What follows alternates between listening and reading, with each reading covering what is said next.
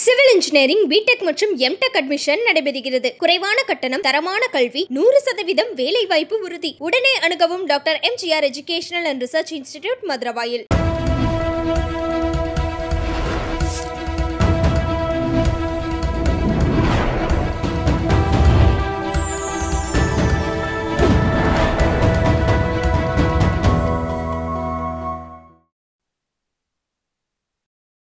Channel 5 Tamil நேயர்களுக்கு வணக்கம்.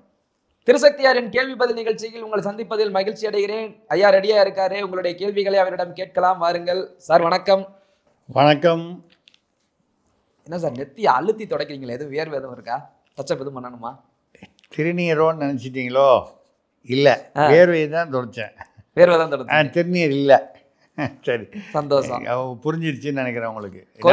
கோயிலுக்கு போனால் திருநீர் அழிக்கணுமா என்ன? அதாவது நாங்கள் கோயிலுக்கு போவோம். அது எப்போ போவோம்னா இந்த தேர்தலுக்கு ஒரு வருஷம் முன்னால் தான் சிதம்பரம் கோயிலுக்கு போய் தீட்சிதரோட ஃபோட்டோ எடுத்துப்போம். அப்புறம் அதுக்கு முன்னால் ஆபாசமாக பொம்மை இருந்தால் அதுக்கு பேர் கோயில்னு சொல்லுவோம். அப்புறம் ஆனால் அந்த கோயிலுக்கு போய் ஃபோட்டோ எடுத்துப்போம்.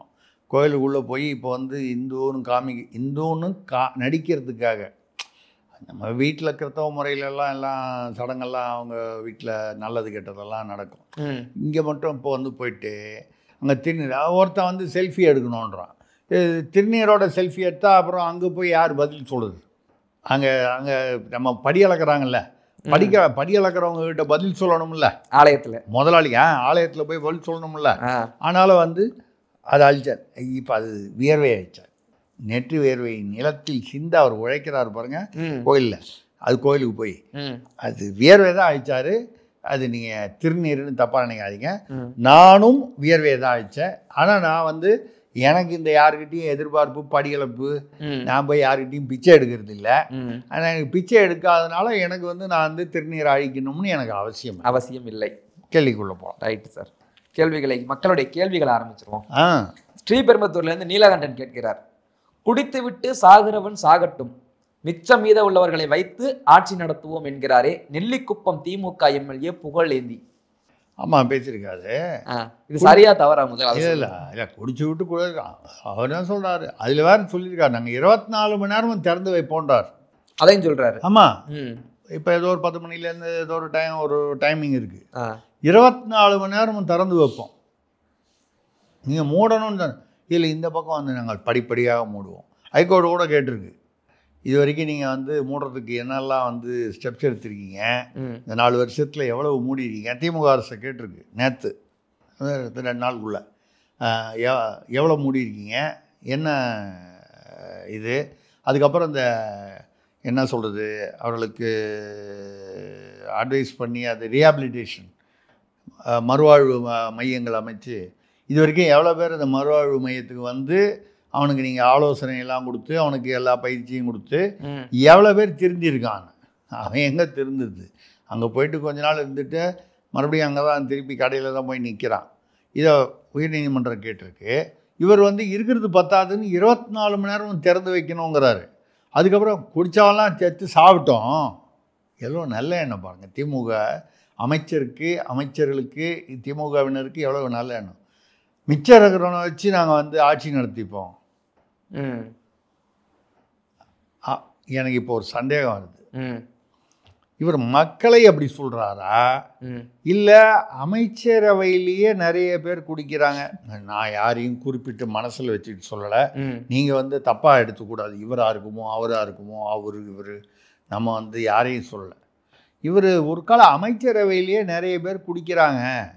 அது மது குடிக்கிறாங்க, போதைப் பொருள், கஞ்சா எல்லாமே சில பேருக்கு இருக்குன்னு சொல்கிறாங்க. நமக்கு தெரியல அது உறுதியாக. இவெல்லாம் குடித்த வரைக்கும் குடித்து சாகட்டும், மிச்ச பேரை வச்சு ஆட்சி நடத்துக்கிறோன்னு சொல்கிறது இவர் யாரையோ மனசில் வச்சுட்டு முக்கியமான ஒரு புள்ளியை மனசில் வச்சுட்டு சொல்கிறாரா அப்படின்னு ஒரு சந்தேகம் நமக்கு வருது. இருந்தாலும் சச்சா அப்படிலாம் அவ்வளோ தைரியமாக சொல்ல மாட்டார். அவ்வளோ தைரியம் வருமானு பெரியவங்களெல்லாம் பார்த்து சொல்கிற அளவுக்கு தைரியம் வருமானம் வராது. அப்போ பொதுமக்களை பார்த்து தான் சொல்லியிருப்பார். இருந்தால் செத்தா சாவு, மிச்சம் இருக்கிறவங்கள வச்சு நாங்கள் ஆட்சி நடத்தி போனோம்.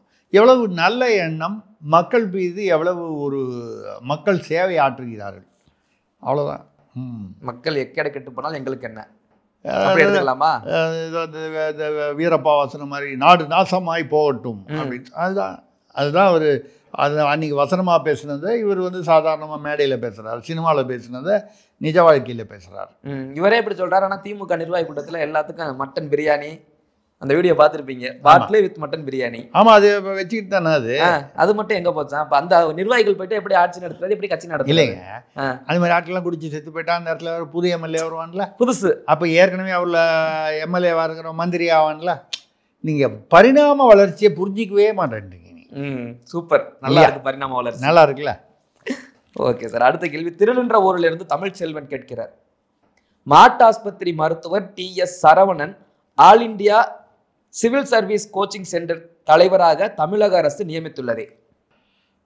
ஐஏஎஸ் ஐபிஎஸ் கோச்சிங்க்கு வந்து நார்மலாக வந்து ஐஏஎஸ் ஐபிஎஸ் படித்து திறமையாக செயல்பட்டு ஓய்வு பெற்றவரை வந்து நியமிப்பாங்க. ஏன்னா அப்போ தான் அவங்க அந்த நுணுக்கங்கள்லாம் சொல்லி தருவாங்க. நம்ம ஒரு மாட்டு ஆஸ்பத்திரி டாக்டர்ன்றது வந்து நம்ம அந்த ஓகே, அது கிராமப்புறங்கள் அப்படி சொல்லுவாங்க. அது விலங்கியல் நிபுணர்னு சொல்லலாம். ஆமாம், மருத்துவர், விலங்கியல் மருத்துவர். விலங்கியல் மருத்துவரை வந்து நீங்கள் வந்து வெட்டினரி ஹாஸ்பிட்டலில் வைஸ் சான்சலராக போடுங்க, டீனாக போடுங்க, அது சம்மந்தமான ஏதாவது ஆலோசனை குழுவில் போடுங்க. அவரை கூட வந்து ஐஏஎஸ் ஐபிஎஸ்ல போடுறீங்களே. அவர் இது வரைக்கும் மாட்டுக்கு வைத்தியம் பார்த்தவர், இப்போ மனுஷனுக்கு வைத்தியம் பார்க்க, அதாவது வைத்தியம்னா என்ன, பயிற்சி கொடுக்க சொல்கிறீங்களே. இப்போ தான் எனக்கு புரியுது. இவங்க சீமான் சொல்கிறத ரொம்ப சீரியஸாக எடுத்துக்கிட்டாங்க. சீமான் சொன்னார்ல, ஆடு மாடு மேய்க்கிறவங்களாம் வந்து அது மேய்க்கிறத வந்து நீங்கள் அரசு பணியாக்கணும்னு. அவர் வந்து விவசாயம், ஆடு மாடு மேய்க்கிறதும் விவசாயத்தில் வரும். அப்போ விவசாயத்துக்கு நீங்கள் என்ன முக்கியத்துவம் கொடுக்கணுங்கிற இடத்துல முன்னால் கூட பேசணும். நம்ம அதை சீரியஸாக எடுத்துக்கிட்டு ஆடு மாடு மேய்க்கிறதெல்லாம் வந்து அரசு பணியாக்கணும் அப்படின்னோடனே, ஓ ஆடு மாடு அப்படின்னோன்னா ஒரு மாட்டு டாக்டரை கொண்டு வந்து, விலங்கியல் நிபுணரை கொண்டு வந்து போட்டாங்க. அதாவது உங்களுக்கு வேணுங்கிறவரை கொண்டு போய் போடுங்க. இப்போது நம்ம கிச்சன் கேபினட்டுடைய அவங்க குடும்பத்தை சேர்ந்தவங்கள தான் வந்து டைரக்டர் ஆஃப் மெடிக்கல் சர்வீசஸாக போட்டிருக்காங்க. அவங்க எங்கே எம்பிபிஎஸ் படித்தாங்கலாம் தெரியாது. இல்லை, அது படிச்சிருப்பாரு, நமக்கு தெரியல அவர் எம்பிபிஎஸ் படித்தாரா என்ன படித்தாருன்னு தெரியல. டைரக்டர் ஆஃப் மெடிக்கல் சர்வீசஸ்ன்னு போட்டிருக்கிறது வந்து நம்ம முதல்வருடைய மைத்துனர் ராஜமூர்த்தின்னு. இப்போ நம்ம வந்து மைத்துனர்ன்றதுக்காக போட்டாங்கன்னு சொல்லலை. அவர் வாழ்க்கையில் படிப்படியாக உழைச்சி முன்னுக்கு வந்து உயர்ந்து இப்போ அந்த பதவிக்கு வந்திருக்காருன்னு நம்ம வந்து அப்படி நல்ல விதமாக எடுத்துப்போம். ஆனால் உங்களுக்கு வேண்டியவருக்கு செய்யுங்க. நீங்கள் சொந்தக்காரங்களுக்கு பண்ணுங்கள், மச்சானுக்கு பண்ணுங்கள், எல்லாருக்கும் பண்ணுங்கள், பையனை கொண்டு வாங்க, எல்லாரையும் நீங்கள் எல்லாம் உங்கள் சொந்தக்காரங்களுக்கெல்லாம் செய்யுங்க. ஆனால் அது பொருத்தமாவது செய்யுங்கன்ற, அந்த துறைக்கு பொருத்தமாக செய்யுங்க. ஒரு மாட்டு டாக்டரை கொண்டு வந்து ஐஏஎஸ் ஐபிஎஸ்க்கு ட்ரைனிங் பண்ணிங்கன்னா, இங்கே கேள்வி படிக்கும்போது எனக்கே ஷாக் ஆயிடுச்சு. தப்பாக படிக்கிறோமா இல்லை அவர் தப்பா கேள்வியை கேட்டிருக்காரா அப்படின்னு. இல்லை அது TS சரவணன். அவர் விலங்கியல் உண்மையிலேயே அவர் வந்து ஒரு பெரிய நிபுணராக இருக்கலாம். அந்த துறையில் அவரை வந்து ஏதாவது ஒரு நல்ல மரியாதையான கண்ணியமாக வந்து வைங்க. அவரை கொண்டு வந்து இங்கே வச்சு அவர் பேரையும் எடுத்து இங்கே வந்து ட்ரைனிங் வரணும். நல்ல ஒரு ஓய்வு பெற்ற எத்தனையோ ஐஏஎஸ் ஐபிஎஸ் அதிகாரிகள் இருக்கிறார்கள், நேர்மையான அதிகாரிகள் எடுங்க. ஆனால் ஒன்றும் நேர்மையாக இருக்கிற கூப்பிட்டு அப்புறம் கொடுத்து அதை கூப்பிட்டு நம்ம கெடுக்கக்கூடாது அவங்கள. இது நேர்மை கருமான்னு சொல்லி அவங்கள கெடுத்துடக்கூடாது இல்லையா? இல்லை, எனக்கு மீனிங் தெரியல. அதான் சொன்னேன். அதாவது இந்த பக்கம் திமுகன்னு வச்சுங்க, இந்த பக்கம் நேர்மை. எதெல்லாம் திமுக இல்லையோ அதெல்லாம் நேர்மை, அப்படி வச்சுங்க. அப்படி உங்களுக்கு ஈஸியாக புரியும். ஏன்னா உங்களுக்கு இதுக்கு மேலே எனக்கு விளக்கம் சொல்ல தெரியல. இப்போ திமுக எப்படிலாம் நடந்துக்குதுன்னு பாருங்க. அது இல்லாமல் எதுவோ அதெல்லாம் நேர்மை. ஓ, அடுத்த கேள்வி. அருமையான விளக்கம் சார். ஆமாம். அடுத்ததாக நெல்லையிலிருந்து ராஜபாண்டி கேட்கிறார். முயற்சி திருவினையாக்கும், முயன்றின்மை இன்மை புகுத்திவிடும் என்பதை இளமை என்று படித்திருக்கிறாரே நம் முதல்வர். முயற்சி திருவினையாக்கும், ஏதோ குரல் சொல்லணும்னு ஆசைப்பட்டிருக்காரு, எழுதி கொடுத்துருக்காருன்னு சொல்லியிருக்காங்க. இன்மை புகுத்திவிடும். இன்மைனா என்னன்னா இடைஞ்சல், துன்பம், தீமை. நீங்கள் என்னமோ ஒரு தப்பாக படிச்சுட்டாருன்னு நீங்கள் நினச்சிட்டிங்களா? ஏதோ துண்டு சீட்டு பார்த்து சரியாக படிக்கல, ஏதோ வயது காரணமாகவோ இல்லை கண் பார்வை முன்ன பின்ன சரியாக கவனிக்க முடியாது, அந்த இடத்துல ஒரு கால் லைட்டு கிட்டு சரியாக இல்லாமல் இருந்திருக்கலாம் அப்படின்னு நீங்கள் நினச்சிருப்பீங்கள. நான் வித்தியாசமாக நினைக்கிறேன். எப்படி? கொஞ்சம் நீங்கள் இதெல்லாம் வந்து நுணுக்கமாக திங்க் பண்ணணும். அவர் என்ன சொல்கிறாரு, முயற்சி திருவினையாக்கும், இல்லைன்னா இளமை புகுத்திவிடும். இளமை புகுத்திவிடும். அப்போது தமிழ்நாட்டில் இளமைனா இப்போ என்ன? டாஸ்மாக், கஞ்சா, கள்ள சாராயம், போதைப் பொருள், கொக்கைன், மெட்ஸு, இதுதானே இப்போ இளமை. இளைஞர்கள்லாம் இதுக்கு தானே அடிமையாக இருக்காங்க, அதை நோக்கி ஓடுறாங்க. அப்போது அவர் கரெக்டாக தானே சொல்லியிருக்காரு. இன்மைனா என்ன? தீமை. தீமை. இப்போ தமிழ்நாட்டில் இளமை அப்படின்னா என்ன அர்த்தம்தான்? வந்து இளமைக்கு வேறையே தவிர வயது கம்மி, அந்த ஒரு குறிப்பிட்ட வயதுன்னு சொல்லாமே தவிர இளமை பூரா வந்து இந்த கஞ்சா போதைப் பொருளுக்கு அடிமையாக்கி ஆச்சு. நம்ம வெற்றிகரமாக அவங்களை அடிமை. அப்போ இளமைக்கும் இன்மைக்கும் வித்தியாசம் இல்லை தானே தமிழ்நாட்டில்? மற்ற மாநிலங்களில் வித்தியாசம் இருக்கும் அர்த்தத்தில். தமிழ்நாட்டை பொறுத்த வரைக்கும் இளமை தான் இன்மை, இன்மை தான் இளமை. இளமையை குட்டிச்சவராகனா அது இன்மை தான். நாங்கள் முதல்வர் சொல்றதை எடுத்துக்கணுமா இல்லை ஐயன் வள்ளுவன் சொன்னதை எடுத்துக்கிறதா? வள்ளுவரை விடுங்க. அதாவது அவர் அந்த காலத்தில் எழுதிட்டாரு. 2000 வருஷம் முன்னாலும் 3000 வருஷம் முன்னாலே எழுதிட்டு போனார். அந்த ஆளுக்கு என்ன புரிய போகுது? அந்த ஆளு கஞ்சா அடிச்சிருக்காரா? அவருக்கு தெரியுமா? அது தெரியாது. அவருக்கு மெட்ஸுன்னா என்னன்னு தெரியுமா? வள்ளுவருக்கு எங்கேயாவது ஒரு இடத்துல மெட்ஸை பற்றி எழுதியிருக்காரு அவர். அவர் என்னங்க அவர் பெரிய புலவர். அவர் மேன்மையை பற்றி எழுதியிருப்பார், மெட்ஸை பற்றி எப்படி எழுதுவார்? மெட்ஸை பற்றி ஒரு எழுதாத ஒரு புலவர். அவர் என்ன புலவர் அவர்? அதனால வந்து அவர் விட்டுருங்க. நம்ம முதல்வர் வந்து எவ்வளவு சரியாக பேசியிருக்கிறார். தமிழ்நாட்டில் இளமை என்பது இப்போது இன்மைதான், தீமைதான் என்பதை எவ்வளவு நாசூக்காக மக்களுக்கு உணர்த்தி இருக்கிறார். நான் அவரை வந்து வாழ்த்துறேன். இப்படி வந்து இந்த விஷயத்தில் அவர் வந்து தந்தையே மிஞ்சிட்டார். அவர் கலைஞர் ஐயா அவர்கள் வந்து தமிழ் பேசும்போது அதில் ஒரு சுவை இருக்கும், சுவாரஸ்யம் இருக்கும். அதையே மிஞ்சிட்டார் பாருங்க. தாய் 8 அடி பாஞ்சா குட்டி 16 அடி பாயும். தமிழ்ல எப்படி பாருங்க, ஒரே வார்த்தையில வந்து அவர் எவ்வளவு பெரிய வள்ளுவன் வார்த்தையை மாத்தி இன்னைக்கு வந்து எப்படி கொண்டுட்டார் பாருங்க. அது தமிழ்நாட்டுடைய நிலை என்ன அப்படிங்கிறத வந்து எவ்வளவு நாசூக்காக உணர்த்தி வைக்கிறார். வாழ்க இளமை, அதான் இன்மை. சரி, அதாவது முயற்சி திருவனையாக்கும், முயன்றின்மை இன்மை புகுத்தி விடும். அப்ப அதான் நீங்க முயலாமல் இருந்தால் இன்மை புகுத்தி விடும். இன்மைனா என்ன? தீமை. அப்ப இப்ப தமிழ்நாட்டில் என்ன இளமை எல்லாமே தீமையா கொண்டு போய் விட்டுட்டோம் நம்ம. அப்ப இளமையும் இன்மையும் ஒண்ணுதான். அப்ப மாற்றி சொன்னா ஒண்ணு தப்பு. அவர் வந்து ஏதோ தவறா படிச்சுட்டார்லாம். நீங்க சரிதான், சரியாக படிச்சிருக்கார், உள்ளர்த்தத்துடன் படித்திருக்கிறார். Okay sir. அடுத்ததாக பன்ருட்டி. அப்ப நீங்க வந்து திருவள்ளுவரை மிஞ்சிய முதல்வர் ஸ்டாலின் அவர்கள், அதை புரிஞ்சுங்க நீங்க. இல்லை இதே குரல் கரெக்ஷன் பண்ணதோட இருக்குன்னா புதுசாக வந்து 1331வது குரல் அதை சேர்ப்போமா இல்லை 330 இருக்கட்டுமா? அது சொல்ல முடியாது. இன்னும் நாங்கள் எவ்வளோ குரல் மாற்றுவோம்னு தெரியாது இல்லை. அதனால் நீங்கள் நம்பர்லாம் முடிவு பண்ணாதீங்க, அப்புறமா ஒரு வழியாக முடிவு பண்ணிக்கலாம். Sir right sir. அடுத்ததாக பன்ருட்டியிலிருந்து மனோஜ்குமார் கேட்கிறார். மதிமுகவுக்கு குறைந்தபட்சம் 12 தொகுதிகள் வேண்டும் என்கிறாரே துரை வைகோ. ஏற்கனவே ராஜ்யசபா போயிருச்சு. ஆமாம், அது போயிடுச்சு. 12 சீட்டு வேணுங்கிறாரு. மொத்தம் எனக்கு என்ன புரியலன்னா, உங்களுக்கு துரை வைகோ வீட்டு பக்கம் அந்த சைடில் எங்கேயாவது இருக்கீங்களா நீங்கள்? அவர் நம்ம பக்கத்து தொகுதி தானே, திருச்சி பக்கத்தில். தயவு பண்ணி அந்த பக்கம் போயிடாதீங்க. ஏன் சார்? ஏன்னா எனக்கு தெரிஞ்சு அந்த கட்சியில் இப்போ 4 பேர் தான் இருக்காங்க. இப்போ 12 பேர் வந்து சீட்டு கேட்டு ஒரு காலம் கொடுத்துட்டாங்கன்னு வைங்க, 8 பேர் ஆள் பிடிப்பாங்க மதிமுகவுக்கு எம்எல்ஏ சீட்டுக்கு. அந்த பக்கமாக போனீங்கன்னா உங்களை மடக்கி உங்களை எம்எல்ஏ சீட்டுக்கு வேட்பாளர் ஆக்கி விட்டுருவாங்க. உஷாராக இருங்க. அப்புறம் நாளைக்கு மாட்டிக்கிட்டு பிரச்சனைன்னு வந்து குத்துதே கொடையுதேன்னு அலையாதீங்க. என்ன சார் எவ்வளோ பெரிய கட்சி நீங்கள் எப்படி சொல்லிவிட்டீங்க? எவ்வளோ பேர் இருக்காங்க சொல்லுங்க பார்ப்போம். வரிசையாக வந்து திமுகவில் இருந்து அப்படி வைகோ, துரை வைகோ, அப்புறம் இன்னொரு 2 பேர். அதை தாண்டி நீங்கள் 5வது ஆள் சொல்லுங்க பார்ப்போம். 5வது ஆள் அதான் அரவிந்துன்னு சொல்ல வேண்டிய நிலைமை வந்துடும். அடுத்த கேள்விக்கு போவோம் சார். இதில் இன்னொரு கேள்வி இருக்கு எனக்கு. மதிமுக சரி ரைட்டு 12 தொகுதி. சமீபத்தில் பார்த்தேன் விசிகாவில் ஒருத்தர், அந்த கட்சியின் முக்கியமான ஒரு நபர், 50 தொகுதியிலலாம் வேணும் போட்டி போடணும்லாம் சொல்லிக்கிட்டு இருக்காரு. அவர் 50, இவர் 12. அவங்க காங்கிரஸ்ல 60லேருந்து 72 கேட்குறாங்க. Communist 2 communist.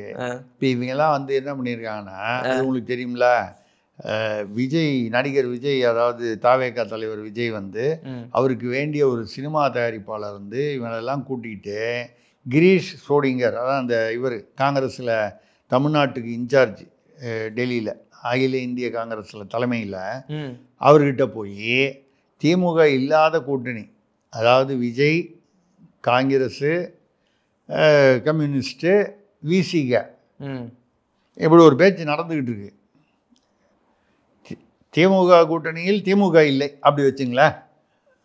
திமுக அதாவது திமுகவா கூட்டணியாக திமுக இருந்த கூட்டணியில் இப்போ திமுக இல்லாமல் விஜயுடன் சேர்ந்து காங்கிரஸு, விஜய், விசிக, கம்யூனிஸ்ட் இவங்கெல்லாம் வந்து போய் காங்கிரஸ் தலைவர்கிட்ட பேசுகிறாங்க. அப்போ வந்து வரும்போது விஜய் வந்து முதல்வர், காங்கிரஸுக்கு துணை முதல்வர். நல்லா இருக்குல்ல கேட்கறதுக்கு, அருமையா இருக்கு. அப்போ அதுக்குள்ள செல்வ பிறந்தகை வந்து அப்போ நான் தான் துணை முதல்வர் அவர் சொல்லி விட்டுட்டு இருக்காரு. அவர் திருநாவுக்கரசர் வந்து அவர் வேற இன்னையாது காத்திருந்தோம் முண்டாட்டி நேற்று வந்து அடிச்சுட்டு போயிடுவான் போல இருக்கு. இவ்வளோ வருஷமா நம்ம வந்து குரல் கொடுத்துக்கிட்டு இருக்கோம். இப்போ வந்து செல்வ பிறந்தகை வந்து துணை முதல்வர் ஆகிறதாவது அவர் வேற மாதிரி ஒரு குரல் கொடுக்குறாரு. கிட்டத்தட்ட கொஞ்சம் நாசூக்கா இதுக்கு எதிராக ஒரு குரல் கொடுக்குறாரு.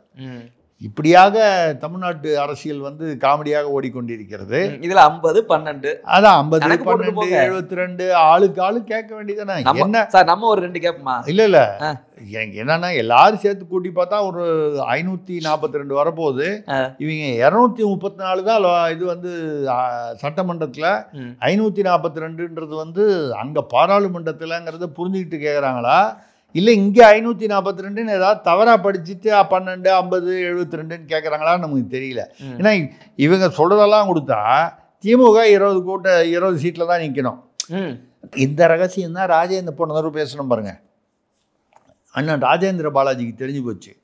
அவர் என்ன சொன்னார், இந்த தடவை 2026 திமுக கூட்டணியே மொத்தமே 20 தான் ஜெயிக்கும்னு சொன்னாரா? சொல்லிட்டாரு பாருங்க. அவருக்கு இந்த ரகசியத்தை யாரோ சொல்லிட்டாங்க. அப்போ திமுகவுக்கே அநேகமாக நிற்கிறதுக்கு வந்து அந்த கூட்டணிக்குள்ளே 20 தான் கிடைக்கும் போல இருக்கு. ஆமாம், இவருக்கு 12, அவருக்கு 50, அவருக்கு 72, கம்யூனிஸ்டுக்கு இவங்களுக்கு 20, இவங்களுக்கு 25ன்னு பிரித்து கொடுத்தா திமுக 20 சீட்டில் தானே நிற்க முடியும். ஏதோ பாவம் பொழுதுபோக்கிட்டு இருக்காங்க. பொழுதுபோக்கு இந்த கேள்விகள் எல்லாம். அடுத்ததாக ஆம்பூரில் இருந்து காதர் மொய்தீன் கேட்கிறார், சன் குழும சிக்கலிலும் இதயம் இனித்து கண்கள் பணிக்குமா? இந்த வரிகள் இங்கேயும் முக்கியமான ஒரு வரிகள் போல. ஆமாம், இது முன்னால் அந்த காலத்தில் வந்து அழகிரி ஸ்டாலின் பிரச்சனை வந்தபோது அது கடைசியில் கண்கள் பணித்தது, இதயம் இனித்தது, ஒரு குரூப் ஃபோட்டோ போட்டு முடிச்சுட்டாங்க. சன் டிவியில் அது ஏதோ 10,000 கோடின்னு சொல்கிறாங்க. அதானி குழுமம் தான் வந்து இப்போ வந்து சன் டிவியை வாங்கிக்கிறேன்னு சொல்கிறாங்களாம். மொத்தமாக நான் வாங்கிக்கிறேன், கலாநிதி மாறனுக்கு வேணுங்கிறத கொடுத்துட்றேன், தயாநிதி மாறன் வேணுங்கிறது தனித்தனியாக டீல் பண்ணி கொடுத்துறேன். ஏன்னா 2 பேரும் 2 வருஷமாக பேசிக்கிறது இல்லையா அண்ணன் தம்பி. அவர் ஏமாற்றிட்டார் தான், எல்லாம் தான் வந்துருச்சேன். அவர் என்னெல்லாம் எப்படி இல்லை யாரை ஏமாத்தினாங்கன்னு தெரில. அதில் வேறு அவர் ரொம்ப வருத்தப்பட்டு அந்த இடத்துல மனசு ரொம்ப எனக்கு தயாநிதியுடைய ஸ்டேட்மெண்ட்டை படிக்கும்போது மனசு ரொம்ப வேதனைப்பட்டுச்சுங்க. எந்த இடத்துல அது நீங்கள் கூட கண் கலங்கிடுவீங்க கேட்டால். அது வந்து பார்த்தீங்கன்னா சன் டிவிக்காக தானே நான் என் வீட்டில் வந்து 450 லைன் வந்து டெலிஃபோன் லைனை திருட்டுத்தனமாக வச்சு அதை வந்து ஒரு எக்ஸ்சேஞ்ச் நடத்தி சன் டிவிக்காக நான் எவ்வளோ உழைச்சிருக்கேன், கண்ணே கலங்குது. எவ்வளவு திருட்டுத்தனம் பண்ணியிருக்கேன், மக்களையும் அரசையும் நான் எவ்வளவு ஏமாற்றிருக்கேன், சன் டிவிக்காக தானே செஞ்சேன். அப்படிப்பட்டவனே என்ன வந்து நீங்கள் ஏமாத்துறீங்கன்னா என்ன அர்த்தம்? நம்ம மக்களை ஏமாற்றலாம். நம்ம 2 பேரும் அண்ணன் தம்பி 2 பேரும் சேர்ந்து மக்களை ஏமாற்றலாம், அரசு நிறுவனத்தை ஏமாற்றலாம், யாரை வேணாலும் ஏமாற்றலாம். அண்ணன் தம்பியை ஏமாற்றலாமா? அவர் கேட்குறதுல ஒரு உங்களுக்கு அந்த கண் கலங்கு ஃபீலிங் வருதில்ல, தெரியும் எனக்கு அப்படி தான் இருந்துச்சு. கொஞ்சம் கஷ்டமா மனசு கஷ்டமா இருக்கு. அது அண்ணன் தம்பி அந்த இடத்துல பாருங்க. இப்போதான் அந்த அண்ணன் என்னடா தம்பி என்னடா அவசரமான அது பாட்டு கரெக்டாக கண்ணதாசன் பாட்டு கரெக்டாக ஞாபகத்துக்கு வருது. அதான் சார் 5 வயசுல அண்ணன் தம்பி 10 வயசுல பங்காளி அது வந்துருச்சு. இப்போ நமக்கு கேள்விப்பட்ட வரைக்கும் என்னென்னா அதானி குழுமம் வந்து பேசிகிட்டு இருக்காங்க. அவங்க ஏற்கனவே இந்த என்டிடிவியை வாங்கிட்டாங்க, அம்பானி வந்து நியூஸ் 18 அதெல்லாம் வாங்கிட்டாங்க, அது அவங்கவுங்க வாங்கிட்டு இருக்காங்க. அவங்களுக்கு அதானி அம்பானி வகைராவுக்கு வந்து இது மாதிரி சன் டிவி குழுமத்தை வாங்கி போகிறது என்ன ஒரு 25,000 கோடி ரூபா மொத்த சொத்து. ஏதோ ஒன்று மேலே பேசி கொடுத்துட்டோம்னா அவங்க கொடுத்துட்டு போயிடுவாங்க, அவங்களுக்கு ஒன்றும் பிரச்சனை இல்லை. அந்த மாதிரி ஏதோ பேசிகிட்டு இருக்கிறதா ஒரு செய்தி.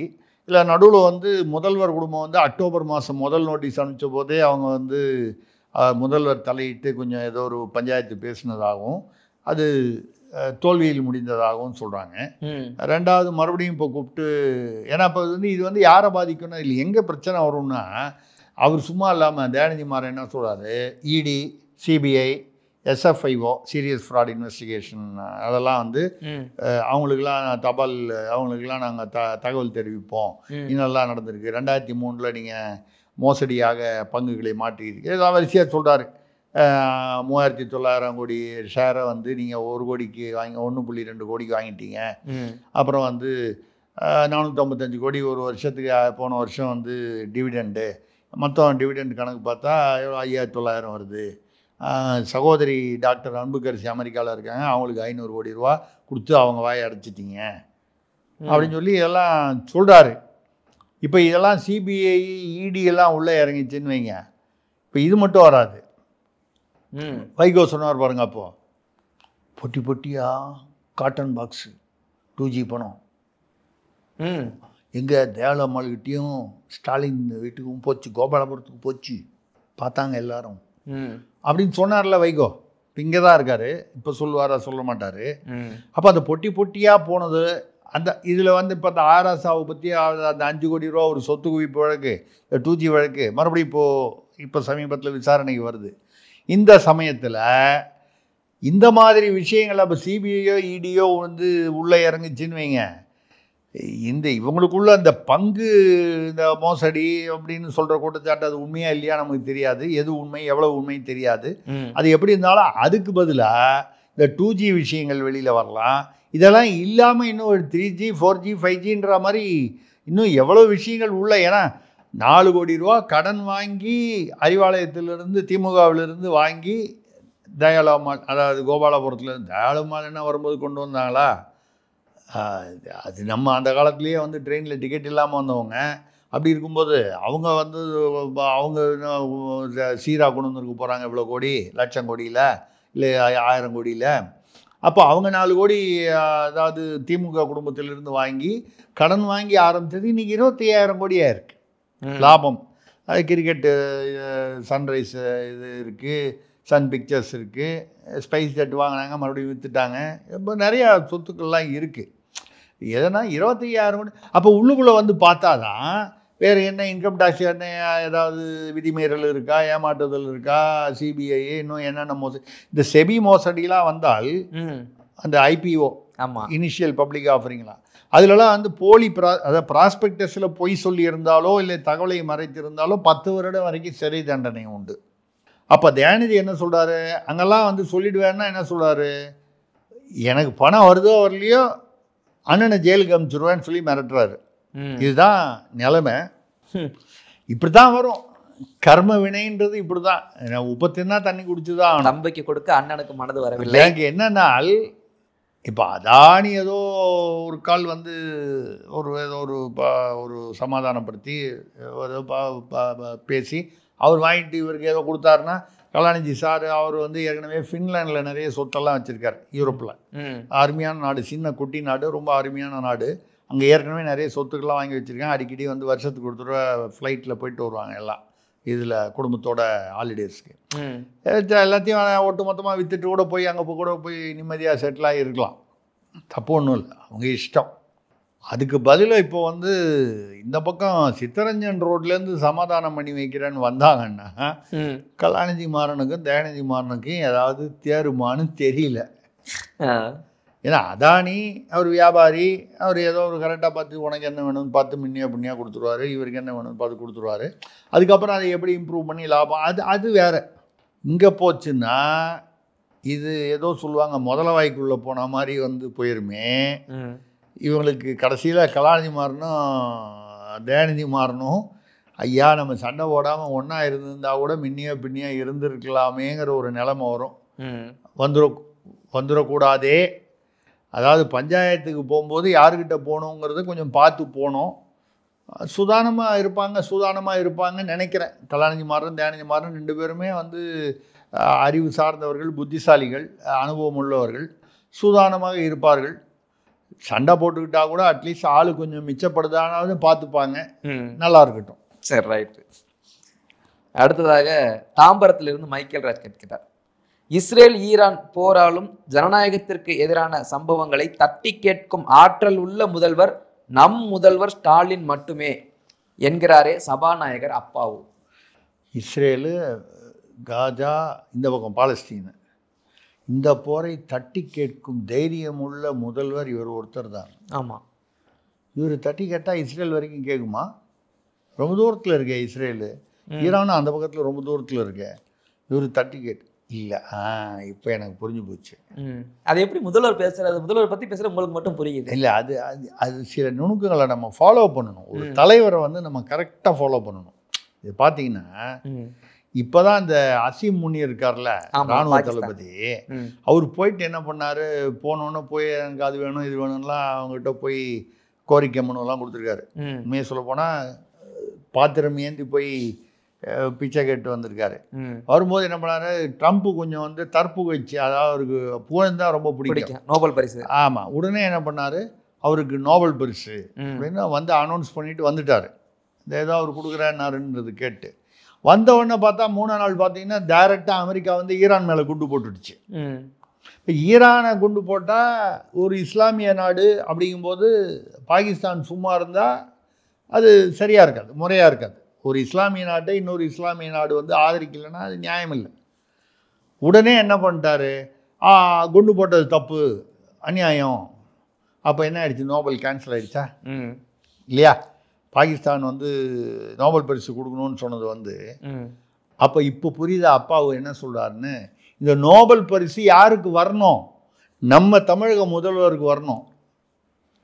ஏன்னா இஸ்ரேல் அந்த ஈரான் வந்து அந்த போரை வந்து நாட்டில் எந்த முதல்வருக்கும் தைரியம் இல்லை தட்டி கேட்க. நம்ம முதல்வர் தட்டி கேட்டிருக்காரு. அப்போ அந்த நோபல் பரிசு யாருக்கு கொடுக்கணும், நம்ம தமிழக முதல்வருக்கு. இது இவங்களோட இதே தான். சிரிக்க மாட்டாங்களா சார் இப்பெல்லாம் சொன்னா?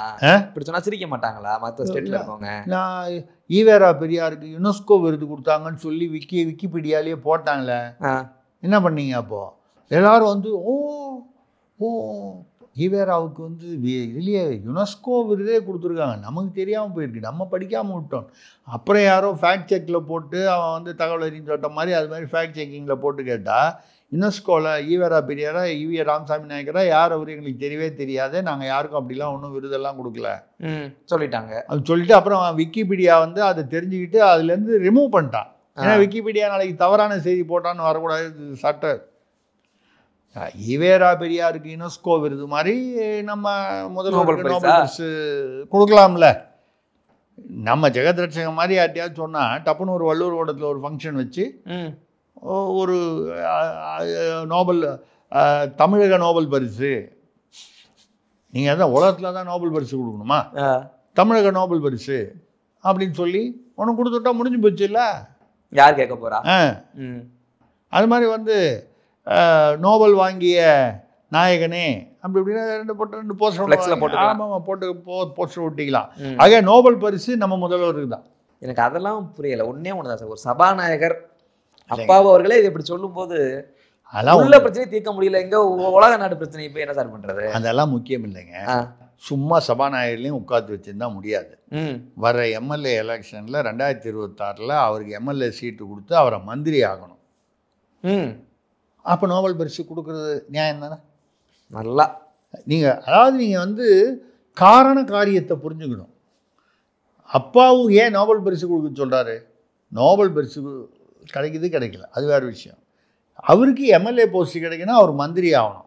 எவ்வளோ நாள் சபாநாயகராக உட்காந்துட்டு நீ உட்காரு, நீ உட்காரு, நீ பேசு, நீ பேசாத, இப்படியே வந்து ஸ்கூல் வாத்தியார் மாதிரி உட்காந்துக்கிட்டு இருந்தேன். ஏதோ ஒரு பையனை வச்சு ஏதோ வியாபாரம் பாரு பையன் பேரில் வச்சுக்கலாம் பண்டார். கேரளாவில் விழிங்கன் துறைமுகத்துல எல்லாம் பண்டார், நமக்கு தான் பேசியிருக்குமே, அதெல்லாம் ரைட்டு. பட் அது ரொம்ப சின்னது. நாங்கள் பாரியா நேற்று அதிமுகலேருந்து 2016 கரூர்லேருந்து வந்துட்டு இன்றைக்கி பாரியா பாதி தமிழ்நாடு வாங்கிட்டா அந்த ஆள்.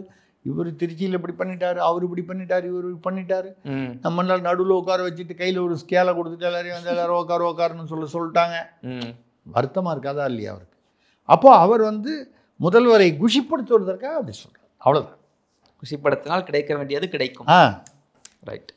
அடுத்ததாக தஞ்சாவூரிலிருந்து வீலிநாதன், ஏழைகள் உயர வழி வகுப்பதால் ஆங்கிலம் பேசுவதை எதிர்க்கிறார் அமித்ஷா என்கிறாரே அன்பில் மகேஷ். ஏழைகள்லாம் வந்து தமிழ்நாட்டில் ஏழைகள்லாம் ஆங்கிலம் பேசுகிறாங்களா? எனக்கு தெரியல. அதாவது ஏழைகள் ஆங்கிலம் பேசக்கூடாது, அவர்களுக்கு தெரியாதுன்னு நான் சொல்லி அவர்களை வந்து குறைவுபடுத்தலை. அதாவது யார் வந்து உண்மையிலேயே வந்து இப்போ பள்ளி கல்வியில் எடுத்துக்கிட்டிங்கன்னா ஆங்கிலம் கற்றுக்கொள்வது யார்? கான்வெண்ட்டில் போய் படிக்கிறவன். கான்வெண்ட்டில் வந்து பாதிக்கு மேலே வந்து திமுக ஆட்கள் தான் நடத்துகிறாங்க, அது தனி விஷயம், அதை விட்டுடுவோம். ரைட்டு. அங்கே போனால் அது ஏன் ஆங்கிலம், ஹிந்தி கூட தான் படிக்கிறாங்க. அங்கே வரும்போது நம்ம வந்து ஹிந்தி தெரியாது போடாங்கிறதெல்லாம் அரசு பள்ளிக்கு மட்டும்தான். சரிங்களா? கிடையாது, பிரைவேட் ஸ்கூலில் கிடையாது. அங்கே ஹிந்தி சமஸ்கிருதம் கூட கற்றுக் கொடுக்கலாம். அங்கே தமிழ் தான் போடா. ஆமாம், தமிழாக இருந்தால் 500 ரூபா, தமிழில் பேசுகிறா 500 ரூபா ஃபைன். அது வேற, அது தனி இது. இப்போ அவர் வந்து இல்லை இது ஒரு அருமையான ஒரு கேவலமான ஒரு விஷயம் இல்லை தமிழ்நாட்டில். என்ன? பள்ளிகளில் தமிழில் பேசியதற்காக அபராதம் கட்டிய ஒரே இனம் தமிழ்நாட்டில் தமிழினம் மட்டும். கரெக்டு. பட் நம்மளுக்கு செம்மொழி, அதை புரிஞ்சுக்கணும் நீங்கள். நம்மளுக்கு தான் செம்மொழி, புரியுதுங்களா? செம்மொழிக்கு இவ்வளவு மரியாதை. செம்மொழி பேசுனா 500 ரூபா ஃபைன். நாங்கள் தான் தமிழ் வளர்க்குறோம். சரிங்களா? இப்போ அவர் வந்து என்ன சொல்லணும்னா, ஏழைகள் உயர்வதை தடுப்பதற்காக அவர் அவர் என்ன சொல்கிறாரு, இந்தியாவை இணைக்கும் மொழி ஆங்கிலமாக இருக்க வேண்டும் என்கிற அவசியம் இல்லைங்கிறார். அவர் வந்து ஒரு கால் இந்தி தான் அப்படி ஆங்கிலத்துக்கு பதிலாக இருக்க வேண்டும்னு சொன்னால் இந்தி திணிப்புன்னு சொல்லலாம். அவர் அதை சொல்லலை. மனசில் ஒரு கால் அதுக்குள்ளே வச்சுக்கிட்டு சொன்னாரா என்ன நமக்கு தெரியல. இப்படி எடுத்துங்களேன், அவரவர்களுடைய தாய்மொழி தான் முக்கியம்னு சொன்னார்னு கூட எடுத்துக்கலாம். ரெண்டு விதமாகவும் அர்த்தம் எடுத்துக்கலாம். அவரவர் தாய்மொழி முக்கியம்னு சொன்னார்னா தவறே இல்லை. அவர் அமித்ஷா சொன்னாலும் சரி சொல்லலானாலும் சரி, யாருக்குமே அவரவர் தாய்மொழி தான் வந்து முதன்மை முக்கியமானது, அதற்கு தான் முக்கியத்துவம் கொடுக்கப்பட வேண்டியது. தமிழ்நாட்டில் தான் அது கொடுக்கறது இல்லை. 50,000 பேர் பள்ளிக்கூடத்தில் தமிழில் ஃபெயில் ஆகிறான். சரிங்களா? இது தமிழ்நாட்டில் தமிழுக்கு வந்து நாங்கள் மேடையில் மட்டும்தான் தமிழை பற்றி பேசுவோமே தவிர பள்ளிக்கூடத்துலலாம் வந்து நாங்கள் வந்து தமிழை பற்றி கவலைப்பட மாட்டோம். இது தமிழ்நாட்டுடையது. அவர் என்ன சொல்லுவார், இங்கிலீஷ் வந்து ஒரு இணைப்பு மொழியாக இருக்கிறோங்கிறது வந்து நம்ம மெதுவாக தவிர்க்கணுங்கிறார். இப்போ இவர் வந்து நான் என்ன சொல்கிறேன், நீங்கள் வந்து அவர் வந்து இந்தியை திணிப்பதற்கு மறைமுகமாக வந்து ஏற்பாடு செய்கிறார்னு சொல்லி விமர்சனம் பண்ணால் கூட அதில் ஒரு லாஜிக் இருக்குது. இந்தி கூடாதுன்னு சொல்கிறோம், இந்தி வேண்டாம் என்று சொல்லவில்லை, திணிப்பு கூடாது, அது வழக்கமான வசனம் பேசலாம். ஏழைகள் உயர்வதற்கு அவர் தடை பண்ணுறாரு. இப்போ எல்லா ஏழைகளும் தமிழ்நாட்டில் வந்து இங்கிலீஷ்லையா பேசிகிட்டு இருக்காங்க? ஐயா நல்லா பணக்காரராக இருக்காங்க, பெரிய பெரிய அரசியல்வாதியாக இருக்காங்க, என்னென்னமோ பதவியில் இருக்காங்க, துண்டு சீட்டில் எழுதி கொடுத்தா தப்பு தப்பாக படிக்கிறாங்க, தமிழே வரல, இங்கிலீஷில் பேசிகிட்டு இருக்காங்க. யார் பேசுகிறாங்க? ஏழைகள்லாம் இங்கிலீஷில் பேசுகிறாங்களா? புரியல நமக்கு. அப்போது அவர் அமித்ஷாவை விமர்சனம் பண்ணி ஏதோ சொல்லணுங்கிறதுக்காக அவர் ஏதோ சொல்லிட்டாரு. பட் ஏழைகள் இங்கிலீஷ் அவர் பையன் வந்து அரசு பள்ளியில் படிக்கல. இல்லை, அவர் நடுவில் வந்து அவர் வந்து ஒன்று கூட பேசியிருக்காரு. அவர் 3 லட்சம் பேர் தமிழ்நாட்டில் வந்து 3 லட்சம் பேருக்கு மேலே அரசு பள்ளிக்கூடத்தில் படிக்கிறாங்க. இது வந்து வறுமையில் இருப்பவர்கள் வந்து அரசு பள்ளியில் படிப்பார்கள் என்பது தாண்டி இப்பொழுது அது வறுமை அல்ல, அரசு பள்ளியில் படிப்பது பெருமை அப்படின்னு பேசியிருக்காரு. இவர் பையனை எங்க படிக்க வச்சாரு? ஏன் வந்து வறுமையில் இருக்காரு போல. அவர் வறுமையில் இருக்காரு. அதுவும் என்ன படிக்க வைக்கிறாரு? பிரெஞ்சு. அந்த பையனை கேட்டால் தமிழ்லாம் நான் படிக்கல, பிரெஞ்சு தான் படிக்க. பாவம் அந்த பையன் வெள்ளந்தியா சொல்லிவிட்டாரு மேடையிலே இவரை வச்சுக்கிட்டே. இவர் அசல் வெளியிறாரு. அப்போ இவர் பையனை ஆங்கிலம் படிக்க வைக்கிறாரு. ஓ இப்படி இருக்குமோ, அது அமித்ஷா வந்து இவர் பையனை வந்து ஆங்கிலத்தில் படிக்க வைக்கிறத வந்து சொல்கிறாரோன்னு நினச்சிக்கிட்டு அதுக்காக சப்போர்ட் பண்ணுறதுக்காக சொல்கிறார் போல இருக்கு, தெரியல. இதில் நடுவில் வந்து நடிகர் கார்த்தி இருக்கார் பாருங்க, அவர் அண்ணன் சூர்யா தான் வழக்கமாக ஏதாவது தத்துவமாக இது மாதிரி அப்படி நடுவில் சமூகத்தில் ஏதாவது ஒன்று சொல்லுவார். ஹிந்தி தெரியாது போடான்னு சொல்லிட்டு பாம்பேயில் போய் அவங்க பசங்களுக்காக அவங்க ஹிந்தி கற்றுக்கணுங்கிறதுக்காக பாம்பேயில் போய் செட்டில் ஆகிட்டார். அவரும் அவங்க உயர் படிப்புக்கு ஹிந்தி படிக்கணுங்கிறதுக்காக பச்சை தமிழர். அவர் இங்கே இருக்கும்போது ஹிந்தி தெரியாது போடான்லாம் நிறைய ஹிந்திக்கு எதிராகலாம் ஹிந்தி திணிப்புலாம் பேசியிருக்காரு. கார்த்தி வழக்கமாக அதெல்லாம் பேசாமல் இருந்தார். இப்போ வந்து திடீர்னு என்னன்னு தெரில. சரி அண்ணன் தான் இல்லை, அந்த இடத்துல நம்ம வந்து ஏதாவது அரசியலில் மெதுவாக நுழைஞ்சு பார்க்கலாம். ஏன்னா இப்போ அவருக்கு ஒரு ஆசை வரும்ல, இப்போ விஜய் வந்திருக்கார், நாளைக்கு கார்த்தி ஏன் வரக்கூடாது? தமிழ்நாட்டு அரசியலில் நடிகர்கள் வரலாங்கும்போது, விஜய் வரலாங்கும்போது, ஒரு காலத்தில் எம்ஜிஆர் வந்தாங்க, ஜெயலலிதா வந்தாங்க, கலைஞரே வந்து இதுலேருந்து வந்தவர் தான், சினிமாலேருந்து, இப்படி எவ்வளோ பேர் வந்திருக்காங்க. அப்போது மக்களின் வாழ்க்கை தரம் அமெரிக்காவுக்கு நிகராக உள்ளதாம். எங்கே? தமிழ்நாட்டில் அமெரிக்காவுக்கு நிகராக உள்ளது. அதற்கு அடிப்படையாக இருக்கும் அரசு பள்ளி கல்விக்கு கல்விக்காக தொடர்ந்து பணியாற்றும் அன்பில் மகேஷ் அவர்களை பாராட்ட வேண்டும். இப்போ அன்பில் மகேஷ் வந்து இந்த அரசு பள்ளி கல்வி அமைச்சரானதுக்கப்புறம் பார்த்தீங்கன்னா அமெரிக்காவுக்கு நிகராக ஆகிப்பிடிச்சு தமிழ்நாடு. கார்த்தி எங்கே அமெரிக்காவில் போய் 10 வருஷம் இருந்தாரா, அமெரிக்காவுக்கு நிகராக ஆயிடுச்சுன்னு சொல்கிறாரு. ஒரு தடவை போயிட்டு வந்தார் போல இருக்குது. வழக்கமாக டூரிஸ்ட் எல்லாம் போகும்போது அந்த இடம்லாம் பார்க்கும்போது செழுமையான நல்ல இடத்துக்கு மட்டும்தான் கூப்பிட்டு போவாங்க. இது வழக்கமான விஷயம். இப்போ கூட நம்ம முதல்வர் வந்து மதுரைக்கு போனார். அங்கே வந்து என்ன பண்ணாங்க, அந்த பக்கம் ஒரே கால்வாய் சாக்கடையாக இருந்தது. அது ஒரு நீல துணி வச்சு ஃபுல்லாக கட்டிட்டாங்க, மறைச்சி. அப்புறம் முந்தா நேரத்தோ சேப்பாக்கில் நம்ம துணை முதல்வர் வந்திருக்காரு. எதிர்பக்கம் குடிசை பகுதி. குடிசை பகுதி காமிக்கலாமா? காட்டக்கூடாது.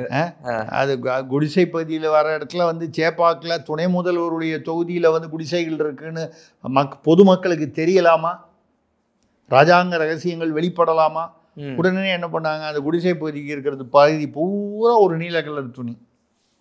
இப்போ முந்தா நேற்று இது மாதிரி நம்ம இருக்கிற அவலங்களையெல்லாம் வந்து நீல துணியை வச்சு மறைச்சிருவோம். நம்ம மறைச்சிட்டா முடிஞ்சு போச்சு. பூனை கண்ணை மூடிக்கொண்டால் உலகம் இருட்டு. அந்த மாதிரி கார்த்தி அடுத்தது அரசியலுக்கு வரப்போகிறார். இது என்னுடைய ஒரு யூகம். விஜய் எப்படி கட்சி ஆரம்பிக்கிறாரோ அதே மாதிரி கார்த்தி வந்து அது இப்போ சில பேர் விஜய் வந்து திமுகவோட பி டீம்ங்கிறாங்க, இல்லை திமுகவுக்கு எதிரான கார்த்தியும் பி இல்லைன்னா ஒரு சி இருக்கக்கூடாதா? விஜய் பிஆ இருக்கலாம், இவர் சிஆ இருக்கக்கூடாதா? அப்போ கார்த்தி ஒரு கட்சியை ஆரம்பிக்க போகிறார். இவ்வளவுதான் நான் உங்களுக்கு கொடுக்கக்கூடிய க்ளூ. அதுக்கப்புறம் அருமையான ஒரு புது தகவல். அடுத்ததாக சங்கரன் கோவிலில் இருந்து முத்துப்பாண்டியன் கேட்கிறார், அண்ணாமலை பிராமணர் இல்லாத காரணத்தால் தான் விட்டு வைத்திருக்கிறோம் என்கிறாரே RS பாரதி. அண்ணா அறிவாலயம் கரெக்டாக தான் சொல்லியிருக்காரு. அவர் பிராமணராக இல்லாதனால தான் அவர் விட்டு வச்சுருக்காங்க. அவர் பிராமணராக இருந்தார்னா உதயநிதி வந்து அந்த ஏதோ 2 வைணவ பெரியவரெலாம் வீட்டில் கூப்பிட்டு போய் உட்கார வச்சு, சேரில் உட்கார வச்சு ஏதோ பரிகாரம்னு சொல்லி காலில் விழுந்து கும்பிட்டு அந்த காலெல்லாம் கழுவி அந்த தீர்த்தம்லாம் குடிச்சாருன்னு சொல்லி அது ஒரு பெரிய சர்ச்சையாச்சு. ஸோ பிராமணராக இருந்தால் அண்ணாமலையும் கூப்பிட்டு போய் வீட்டில் உட்கார வச்சு காலை கழுவி தீர்த்தம்லாம் குடிச்சிருப்பாங்க. அப்படிலாம் இல்லை, பிராமணராக இல்லாதனால அவரை விட்டு வைத்திருக்கிறோம். கரெக்டாக தான் சொல்லியிருக்காங்க. இதான் அதுக்கு அர்த்தம். அவர் சொன்ன தோரணை வேற மாதிரி இருக்கு, பார்த்துக்க, அதனாலதான் விட்டு வச்சிருக்கான் அப்படின்ற மாதிரி சொல்லும்போது அப்படிதான் சொல்லுவாங்க. அவர் மட்டும் அண்ணாமலை மட்டும் பிராமணராக இருந்தா காலை விழுந்து கொண்டு அதான் இதான் வழக்கமா நாங்கள் மோடிக்கும் பயப்படுறது கிடையாது, ஈடிக்கும் பயப்படுறது கிடையாது அப்படின்னு சொல்லிட்டு நமக்கு ஜுரம் வரலையா, அப்புறம் போய் அங்கே ஆரம்பிச்சு நம்ம வந்து ஐயா நாங்கள் அப்படி தான் வெளியே பேசிட்டு திரிவோம், நீங்கள் ஒன்றும் மனசில் வச்சுக்காதீங்க. கச்சத்தீவுக்கு பண்ணலையா, ஐயா நீங்கள் கச்சத்தீவு கொடுங்க. கருணாநிதி அவர் என்ன பண்ணார், இவர் அந்த அப்போ வெளியுறவுத்துறை அமைச்சராக இருந்தவர் வந்து கேவல் சிங் வந்தபோது கச்சத்தீவு கொடுக்கலான் இருக்கோம் ஸ்ரீலங்காவுக்கு அப்படின்னும் போது நீங்கள் தாராளமாக கொடுங்க, அதெல்லாம் ஒன்றும் பிரச்சனை இல்லை. ஆனால் ஒன்று, நாங்கள் வந்து எதிர்த்து ஒரு போராட்டம் மாதிரி பண்ணுவோம், நீங்கள் அதை கண்டுக்கூடாது அப்படி சொல்லி தான் பண்ணது. அப்படி சொல்லி பண்ணது மட்டும் இல்லை, அந்த கேவல் சிங் என்ன பண்ணார், இவ்வளவும் ஒரு அறிக்கையாக போட்டு அங்கே அனுப்பிச்சி விட்டார். நீங்கள் அதெல்லாம் ஓகேன்ட்டார் கருணாநிதி. ஆனால் அது மட்டும் நாங்கள் வெளிப்படையாக நாங்கள் வந்து ஆதரிக்க மாட்டோம், நாங்கள் கொஞ்சம் எதிர்க்க மாதிரி இருப்போம், நீங்கள் ஒன்றும் கவலைப்படாதீங்க, நீங்கள் பாட்டில் கொடுத்துருங்க, முடிஞ்சால் ராமேஸ்வரத்தையும் சேர்த்து கொடுத்துருங்கிற அர்த்தத்தில் ஏதோ சொன்னாருங்கிற மாதிரி எழுதியிருப்பாங்க. அப்போ நம்ம வழக்கமாக அப்படி தான் நீங்கள் இப்போ நடத்துங்க அப்படின்னு அர்த்தம். RS பாரதியின் பேச்சுக்கு அதுதான் அர்த்தம். அதுதான். அடுத்து திருச்சியிலிருந்து லாவண்யகுமார் கேட்கிறார், சென்னை பல்கலைக்கழக கேண்டீனில் சுண்டலில் பள்ளி விழுந்து 2 பேராசிரியர்கள் மருத்துவமனையில் சேர்க்கப்பட்டிருக்கிறார்கள், இதுதான் நான் முதல்வன் திட்டம் லட்சணமா? ரொம்ப கோமா கேட்குறாரு.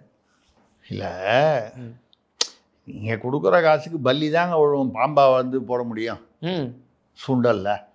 அது ஏதோ அந்த உதவி பேராசிரியர்கள்லாம் சாப்பிட்டுட்டு ஏதோ 2 பேரும் ஆஸ்பத்திரிக்கு போயிட்டாங்கன்னு சொல்கிறாங்க. அது ரைட்டு. நாங்கள் வந்து என்ன சொல்றீங்க, நான் முதல்வன் திட்டம். ஆமாம். அதாவது பிஜிஐடி அப்படின்னு ஒரு ஒரு ஒரு சர்வே, இந்தியா முழுக்க கல்வித்துறையில் எடுக்கிற சர்வே. அது பிரகாரம் தமிழ்நாடு வந்து கல்வியில் வந்து அதாவது கட்டமைப்பு, கல்வியுடைய தரம், அதுக்கப்புறம் ஒழுக்கம், இப்படி பல விஷயங்கள், மாணவர்களுடைய அறிவுத்திறன், செயல்பாடு, இவ்வளவெல்லாம் எல்லாத்துக்கும் ஒரு 5 பாயிண்ட் ஏதோ ஒரு பாயிண்ட் கணக்கு பண்ணி இப்படி வரும்பொழுது தமிழ்நாடு இந்தியாவில் 16வது மாநிலமாக இருக்கிறது. நாங்கள் தான் தமிழ்நாடு மாநில, கார்த்திக்கு தெரியல, அமெரிக்காவுக்கு நிகராக இருக்கிறதுன்னு நம்ம நடிகர் சொல்லிட்டு இருக்கார் பாவம். 16வது மாநிலம். முதல்ல வந்து பஞ்சாபு, டெல்லி இருக்குது. டயூ டாமன் கேள்விப்பட்டிருக்கீங்களா? கோவா டயூ டாமன். அதில் டயூ டாமன் சும்மா குட்டி குட்டி தீவு, அது வந்து தமிழ்நாட்டோட முன்னால் இருக்குது. இந்த டயூ டாமன் எங்கே இருக்குன்னே பல பேருக்கு தெரியாது, ரொம்ப குறைந்த மக்கள் தொகை உள்ளது. அவனுடைய கல்வித்தரம் கூட தமிழ்நாட்டுக்கு இல்லை. அதாவது பஞ்சாபு, பீகார்லாம் வந்து ஒரு 700 703 1000க்கு 703 பாயிண்ட் அந்த மாதிரி வருது. தமிழ்நாடு ஏதோ 500 சொச்சம் பாயிண்ட்டு, 16வது இருக்குது. இதெல்லாம் நான் முதல்வன் திட்டம். இந்த நான் முதல்வன் திட்டத்தில் வந்து இந்த ஸ்கில் டெவலப்மெண்ட்டுன்னு சென்ட்ரல் கவர்மெண்ட் கொண்டு வந்தது இல்லை, அதுக்கு ஸ்டிக்கர் தான் நான் முதல்வன். அங்கே ஸ்கில் டெவலப்மெண்ட்டுன்னு கொடுத்தாங்க, ஸ்கில் சென்டர்னு. அதோடைய ஸ்டிக்கர், திமுகவோட ஸ்டிக்கர் தான் இந்த நான் முதல்வன். அந்த நான் முதல்வன் திட்டத்தில் வந்து இந்த கிண்டியில் சென்னை பல்கலைக்கழகத்தில் தான் அந்த சாப்பிடும்போது பள்ளி விழுந்தது. நீங்கள் பள்ளி விழும் பலன், அதாவது பள்ளி விழும் பலன் இந்த பஞ்சாங்கத்திலலாம் போட்டிருக்கோம். நம்ம கையில் விழுந்தா இப்படி, அப்படி தலையில் விழுந்தா அப்படி, காலில் விழுந்தா அப்படின்னு.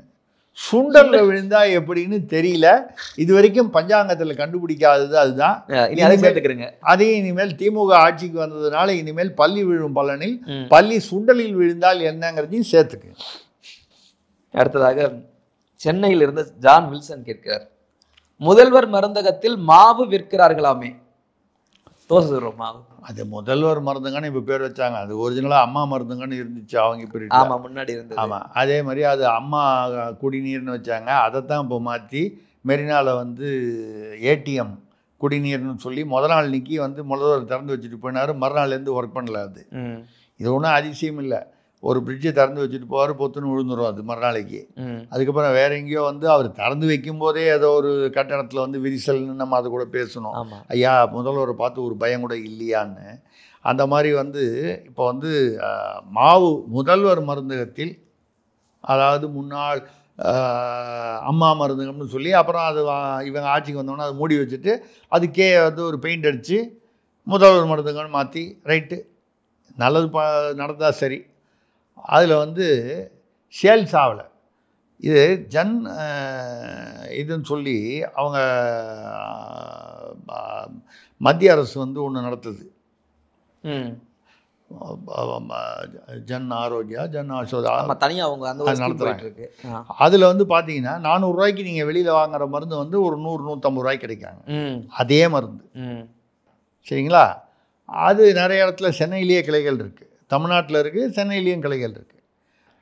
அதை வந்து நம்ம வந்து காப்பி அடித்து ஒன்று வைக்கணும்னு சொல்லி தான், அதுவும் அதிமுக பீரியடில் இருந்தது, அதையும் காப்பி அடித்தா மாதிரி இருக்குன்னு சொல்லி தான் முதல்வர் மருந்து. அங்கே வந்து ஒரு நாளைக்கு 800 ரூபாய்க்கு மருந்து விற்கிதான். ஒரு நாளைக்கு 800 ரூபாய்க்கு விற்றா 30 நாள் திறந்தாலே 25,000 ரூபா தான் மாதம் வியாபாரம். 30 நாள் இருக்காது, அநேகமாக 25 நாள் திறந்துருக்கும், இல்லை 30 நாளே இருக்கட்டும்.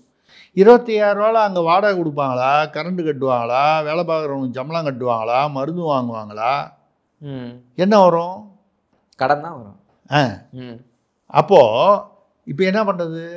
வாடகையெல்லாம் கொடுக்கணும், அவனுக்கு சம்பளம் கொடுக்கணும். சம்பளம் கொடுக்கலன்னா அவன் சம்பளம் கொடுக்கலன்னா போராட்டம் பண்ணுவான். அப்போ அவனுக்கு வேறு ஏதாவது மாவுக்கு விற்றுக்க, அவன் எண்ணெய் மாவு, மைதா மாவு, அந்த மாவு, இந்த மாவு, கோதுமை மாவு, அரிசி மாவுன்னு அவன் விற்றுக்கிட்டு இருக்கான். எங்கே? மருந்தகத்தில் விற்றுக்கிட்டு அதிலே தான் வந்ததுன்னா அதிலே நீ சம்பளம் எடுத்துக்க. மருந்தகத்தில் மாவு. எனக்கு இது நியூஸ் படித்த போது சரி, மருந்து ஏன் வந்து யாரும் அங்கே போகலைன்னா, அங்கே சரியாக ஒரு முறையான வந்து மருந்துகள் அங்கே வந்து வைக்கப்படுவதில்லை. அங்கே அப்போது 400 ரூபாய்க்கு உள்ள மருந்து 150 ரூபாய்க்கு கிடைக்குதுன்னா ஆட்டோமேட்டிக்காக அங்கே க்யூ நிற்கும். போய் வரிசையாக போய் எல்லாம் வாங்கிடுவான். ஆமாம். போகலைன்னா என்ன அர்த்தம்? அங்கே ஒன்றும் ஸ்டாக்கெல்லாம் ஒன்றும் சரியாக இல்லைன்னு அர்த்தம். அதனால் மாவு விற்க வேண்டிய நிலைமை. எனக்கு இப்போ தான் ஒரு கவலை வருது, இவங்க மாவுன்னு சொல்லி வேறு ஏதாவது விற்க போகிறாங்களே, வேறு பவுட்ரு. ஏற்கனவே ஒரு ஒரு நெல்லிக்குப்பம் எம்எல்ஏ புகழேந்தி வந்து 24 மணி நேரமும் டாஸ்மாக் திறந்து வைக்கணும்னு சொன்னார். ஆமாம், இருப்பவர்களை அந்த மாதிரி வேற மாதிரி மாவு ஏதாவது அங்கே விற்கிறாங்களோ அப்போ சௌரியமாக போச்சு இல்லை? ஏங்க அந்த மெட்ஸு அந்த மாதிரி ஏதாவது அந்த மாவு கஞ்சா மாவு அதெல்லாம் வேணும். முதல்வர் மருந்து இடத்துல போனால் கரெக்டாக கிடைக்கும். கும்பல் இல்லாமல் இருக்கும், ரகசியமாகவும் இருக்கும்.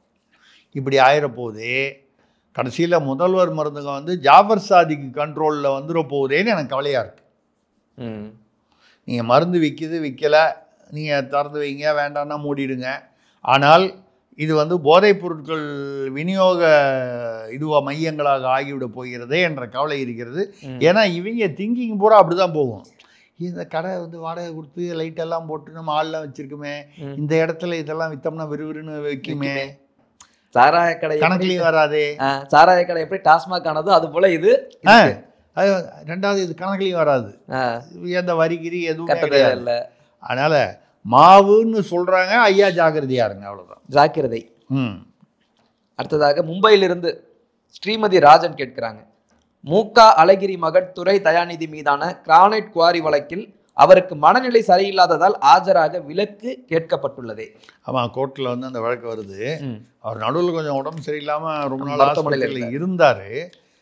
ஆனால் இப்போ வந்து என்னமோ மனநிலை மனநிலை சரியில்லைன்னா கோர்ட்டில் வந்து விசாரிக்கவோ தண்டனை கொடுக்கவோ முடியாது சட்ட பிரகாரம். மனநிலை சரியில்லைன்னு சொல்லியிருக்காங்க. மனநிலை சரியில்லைன்னா நான் கூட நேற்று கொஞ்சம் வருத்தமாக இருந்தேன். எங்கள் வீட்டில் என்னங்க மனசு சரியில்லையா? நான் ஏம்மா வந்து சும்மா ஏதாவது நல்லா தான்மா இருக்கேன். ஏன்னா அப்போ தான் இதை படித்தேன் இந்த செய்தியை. மனநிலை சரியில்லை அப்படின்னா நம்மளை கொண்டு போய் எங்கேயாவது சேர்த்து விட்டாங்கன்னா ஆஸ்பத்திரியில், நான் சொல்கிறேன் நல்லா தான் இருக்கேன், ஊக்கமாக இருக்கேன், எனர்ஜியாக இருக்கேன். இல்லைங்க, கொஞ்சம் ஏதோ அப்செட்டாக இருக்கா மாதிரி, மனநிலை சரியில்லாத மாதிரி. அப்செட்டாக இருக்கியான்னு கேளுமா, மனநிலை சரியில்லைன்னு கேட்டு தொலையாதவான்னு சொல்லி எங்கள் வீட்டில் சொல்லிட்டு இருந்தேன். இப்போ மனநிலை சரியில்லைன்னு சொல்லுவேன். இது வந்து இப்போ உங்களுக்கு ஞாபகம், அது கரெக்டாக புரிஞ்சுக்கணும். 2G வழக்கு வந்தபோது அப்போ தயாளு அம்மாள் வைகோ சொன்னார்ல, புட்டி புட்டியாக போச்சுன்னு அதெல்லாம் சொன்னார்ல, தயாளு அம்மாவை வந்து அப்போ அந்த ஏதோ ஒரு கம்பெனிலெல்லாம் டைரக்டராக போட்டு தாங்க இருந்தாங்க. அப்போ வந்து அவங்கள சாட்சியாக கூப்பிட்றாங்க கோர்ட்டில் விசாரிக்கணும்னு. தயாநிதி அம்மாளுக்கு மனநிலை சரியில்லை, அதனால் அவங்கள விசாரிக்க முடியாது அப்படின்னு சொல்லி அது சர்டிஃபிகேட். அதுக்குன்னு நம்மகிட்ட டாக்டர் இருக்காங்க, நிறையா இருக்காங்களே, அது மாதிரி டாக்டர்கிட்ட கைத்து வாங்கி. அந்த மாதிரி டாக்டர் அந்த TS சரவணன் இந்த விலங்கியல் இருக்குமா? இருக்கு இல்லை, தெரியாது, நமக்கு தெரியல. நம்ம ஏன் தெரியாதெல்லாம் பேசக்கூடாது, தப்பு, அது பேசக்கூடாது, வேண்டாது. ரைட்டு. அப்போ வந்து அது வாங்கி கொடுத்துட்டு அவங்க விசாரணைக்கே போகல, அவங்கள விசாரணையே செய்யலை. இது ஒரு என்ன சொல்கிறது டாக்டிக்ஸு, மனநிலை சரியில்லைன்னு. இப்போ அநேகமாக நீங்கள் பார்த்தீங்கன்னா கிட்டத்தட்ட திமுகவில் வந்து இது வழக்குகள் வந்து இந்த இது தீவிரமடைந்து பாருங்கள்.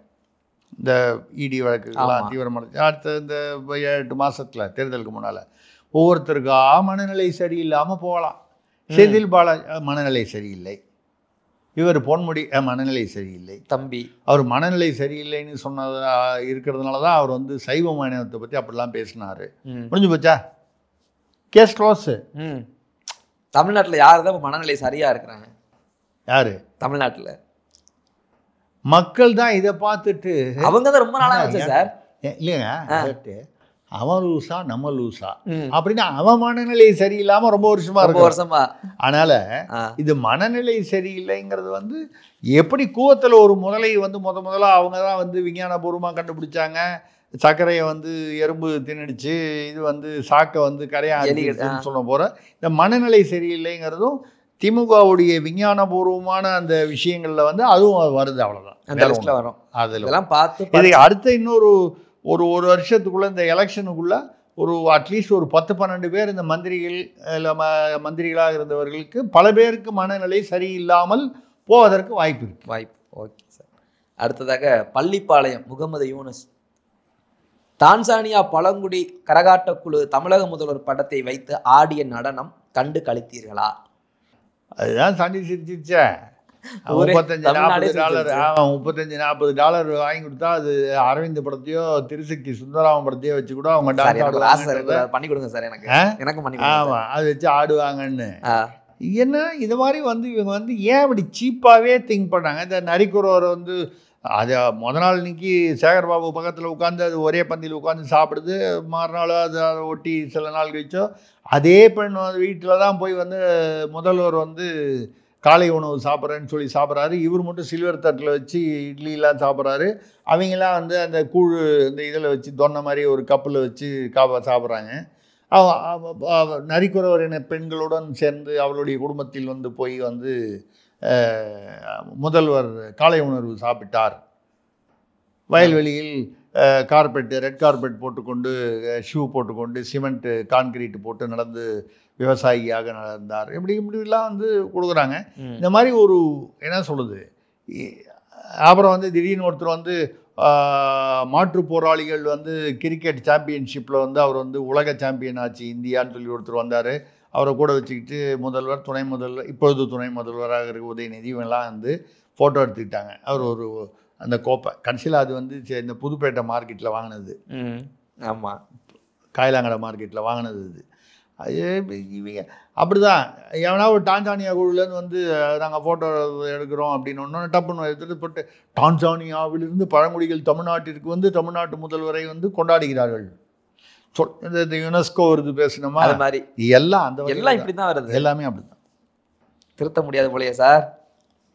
அடுத்ததாக சின்னாளப்பட்டியிலிருந்து சலபதி ராவ், நீதிபதி யஸ்வந்த் சர்மா மீது பாராளுமன்ற நடவடிக்கை எடுப்பது நீதித்துறையின் அதிகாரத்தை அடக்குவது என்கிறாரே உச்ச நீதிமன்ற வழக்கறிஞர் கபில் சிபல். ஒன்னாலேயே அவர் வீட்டுக்கு பின்னால் அவுட் ஹவுஸில் அவர் வீட்டில் 100 கோடி ரூபாய்க்கு மேலே பணம், 50 100 கோடியோ என்னமோ பணம் கிடைச்சது. அது எரிஞ்சு போச்சு. அதில் எரிஞ்சு போன பணத்தை வந்து அவருடைய பணியாட்டில் வச்சே கொண்டு போய் வாசல் கொண்டு போய் கூட்டியிருக்காங்க. கேட்டால் எனக்கு யாரோ கொண்டு வந்து வச்சுட்டாங்க, எனக்கு தெரியாதுங்கிறாரு. அவரை வந்து அவர் பேரில் எஃப்ஐஆர் போடணுன்னா உச்சநீதிமன்ற தலைமை நீதிபதி போட முடியாதுன்ட்டார். நீங்கள் பாராளுமன்றத்தில் வந்து வேணால் நீங்கள் எடுத்துங்கன்ட்டார். அதுக்காக ஒரு சிறப்பு குழு வச்சு அந்த சிறப்பு குழு வந்து அதோடைய அறிக்கை, அந்த சிறப்பு குழு அறிக்கையும் வெளிப்படையாக சொல்ல மாட்டாங்க. அந்த சிறப்பு குழு வந்து அவர் பேரில் தப்பு இருக்குங்கிற மாதிரி தான் சொன்னாலும் அவர் வந்து அதெல்லாம் கிடையாது. அவர் என்ன சொல்லிட்டாராம், நான் லஞ்சம் வாங்கினேன்னு சொன்னீங்கன்னா இன்னும் யாரெல்லாம் வாங்கினாங்கன்ற லிஸ்டெல்லாம் நான் கொடுக்க வேண்டி வரும்ன்ட்டாரான். இது பத்திரிகையில் வந்த செய்தி.